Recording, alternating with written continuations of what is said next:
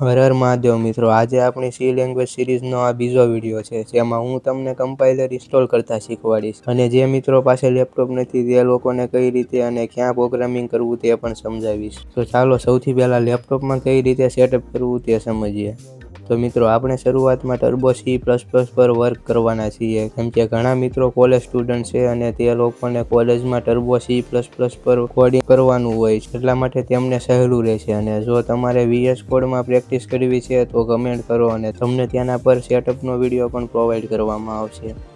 સૌથી પહેલાં હું સમજાવી દઉં કે કમ્પાઇલર એટલે શું. કમ્પાઇલર એક સોફ્ટવેર હોય છે જે આપણા લખેલા કોડને કમ્પ્યુટર લેંગ્વેજમાં ટ્રાન્સલેટ કરે છે. જેમ આપણને ઇંગ્લિશ ન આવડતું હોય તો આપણે ઇંગ્લિશનું ગુજરાતીમાં ટ્રાન્સલેટ કરીએ છીએ, તેમ તે ટ્રાન્સલેટ કરે છે. કમ્પ્યુટર માત્ર બાઇનરીમાં જ સમજે છે, તેથી આપણા લખેલા કોડને કમ્પાઇલર ટ્રાન્સલેટ કરે છે. આ ટોપિક તમને આગળ જતા એકદમ ક્લિયર થઈ જશે, અને જો અત્યારે તમને નથી સમજાતો તો ખોટું ઓવરલોડ ન કરો, આગળ જતા ક્લિયર થઈ જશે.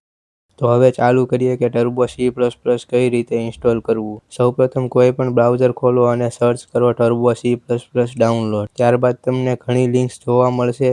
ગમે તે લિંક પર ક્લિક કરો અને તમારા સિસ્ટમ પ્રમાણે, એટલે કે વિન્ડોઝ વાપરતા હોય તો વિન્ડોઝ માટેના ડાઉનલોડ બટન પર ક્લિક કરો, અને જો મેકબુક વાપરતા હોય તો મેકબુક માટેના ડાઉનલોડ બટન પર ક્લિક કરો. ડાઉનલોડ થઈ ગયા પછી તમને એક ઝીપ ફાઇલ મળશે, તેના પર રાઇટ ક્લિક કરી એક્સટ્રેક્ટ હર અથવા એક્સટ્રેક્ટ ટુ ફોલ્ડર કરો. એક્સટ્રેક્ટ થઈ ગયા પછી ફોલ્ડરમાં એક setup.exe અથવા install.exe ફાઇલ દેખાશે, તેના પર ડબલ ક્લિક કરો. પછી તમને પરમિશન પૂછશે, તેમાં યસ પર ક્લિક કરી દો. સેટઅપ સ્ટાર્ટ થઈ જાય પછી નેક્સ્ટ પર ક્લિક કરો અને અંતે ફિનિશ બટન પર ક્લિક કરો. ઇન્સ્ટોલ થઈ ગયા પછી ડેસ્કટોપ પર ટર્બો C++ નું આઇકન દેખાશે, તેના પર ડબલ ક્લિક કરો અને તેને ઓપન કરો. જો આ સોફ્ટવેર તમારી સિસ્ટમમાં ફૂલ સ્ક્રીનમાં ઓપન ન થાય તો F11 ક્લિક કરો અને ફૂલ સ્ક્રીનમાં ઓપન થઈ જશે. આની અંદર ઉપર તમે મેનુ જોઈ શકો છો, જેમાં ફાઇલ મેનુમાં આપણને ન્યૂ, ઓપન, સેવ અને સેવ એઝ જેવા ફીચર જોવા મળે છે. અત્યાર પૂરતા આપણે તે જ કામના, અને આવનારા વિડીયોમાં હું તમને જરૂરિયાત પ્રમાણે બધા જ મેનુ સમજાવી દઈશ. હવે વાત કરીએ કે મોબાઈલમાં કઈ રીતે કોડિંગ કરવું. તો ઓનલાઈન બ્રાઉઝરમાં તમને ઘણી વેબસાઇટ છે જેમાં તમને ઓનલાઈન કમ્પાઇલર મળી રહે છે. ઘણી એપ્લિકેશન પણ અવેલેબલ છે જેમાં તમને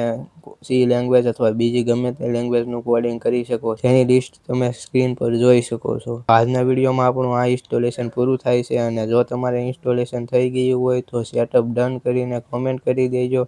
અને જો કોઈને પ્રોબ્લેમ આવતો હોય તો આપણી ઇન્સ્ટાગ્રામ આઈડીમાં મેસેજ કરો. ઇન્સ્ટાગ્રામ આઈડીની લિંક તમને નીચે ડિસ્ક્રિપ્શનમાં મળી જશે. તો સબસ્ક્રાઇબ ન કર્યું હોય તો કરી લ્યો. હવે આપણે C લેંગ્વેજની શરૂઆત કરવાના છીએ.